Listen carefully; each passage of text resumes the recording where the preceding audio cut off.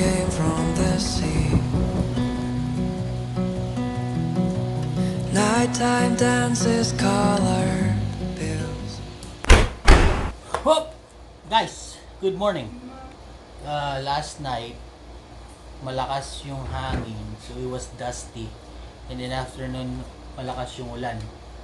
So, madaming mga dahon galing sa palm trees, sa mga plants dito, napunta sa pool.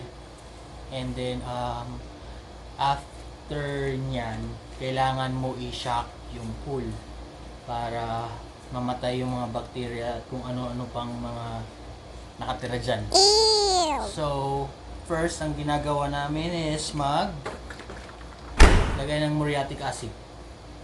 4 cups of muriatic acid, we dump it in the pool and then let the pump run for 4 hours. So, yun ang first step. And then after 4 hours, we will put this Shock Max Blue from Home Depot and we just sprinkle it to the deeper side of the pool and let it run for 24 to 48 hours. So, yun ang ginagawa namin after malakas yung ulan, or sometimes ginagawa namin weekly yan to maintain the pool. So, yun ang ginagawa namin. By the way, Home Depot, hindi naman to sponsored. Baka naman. Alright. Then after that, gagawin namin is maglagay ng no faucet sa skimmer pangpatay ng pagkain ng algae. I think so. But lalagay namin doon for I think 8 cupfuls doon sa skimmer niya.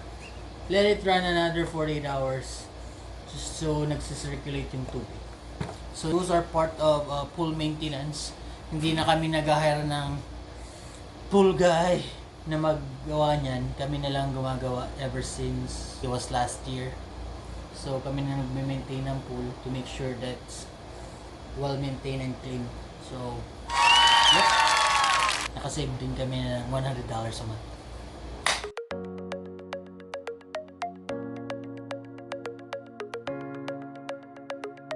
Tapos na ang 4 hours after na naglagay ako ng muriatic acid sa pool.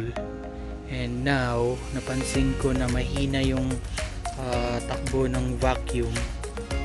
So, isang cause niyan is yung pump niya is clogged sa skimmer na to. Diyan na pupunta yung mga pina-vacuum.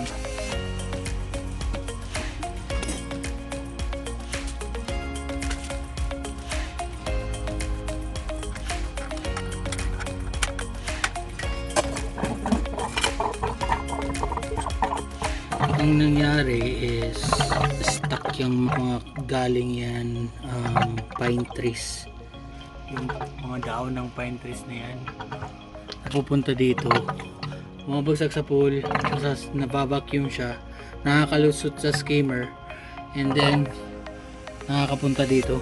Galing ko lang to. I'll use a stick or something, and after that, once matanggal na siya, balik ko siya ulit, and then I'll run the pool, and then tingnan natin kung okay na yung suction ng vacuum, and also make sure that the skimmer is in place para hindi siya makalusot punta dito sa filter or sa pump. Ganun kadami yung mga debris na yan na na-stuck sa loob. The only way para siya makuha is baklasin mo and then tanggalin, mangalikot ka ng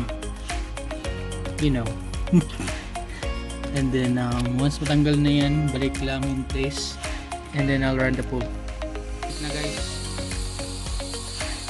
So importante talaga yung pump to maintain kasi yan ang nagpapacirculate ng tubig from the pool to the filter and then lalabas ulit. So kailangan lagi siyang gumagana or else yung pool mo magkakaroon ng build up ng algae at magiging green. Alright, ayan ko na yung pump. gumagana na siya. And then yung vacuum, let's see. Yep, mabilis na. So yeah, it worked. Kung karoon kayo ng mga kanyang klaseng problema sa pool nyo, yeah, i-check nyo lang yung dito banda, yung skimmer. So after that, I went to check on the pump. Now it's working fine. And then I'll put more chemicals.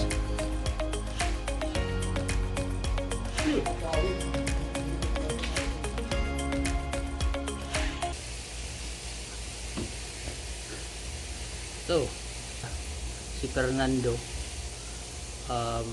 nandun sa kabila kanina, sa kabilang bahay, sa likod ng bahay namin, nagkakat siya ng tree or ng mga mga leaves. So ginawa ko, tinanong ko siya yun. So tinanong ko siya in Espanyol how much is to cut those leaves sa palm tree. Sabi niya $50. Nakakatawa, in Espanyol ko siya, pero nakakapag-English pala. So yun nga, he charged me $50, pero binigyan ko siya ng $20 tip kasi nilinis niya dyan. Dati $100 ang sinad dyan, sa kanya 50 lang, kaya binigyan ko na ng $20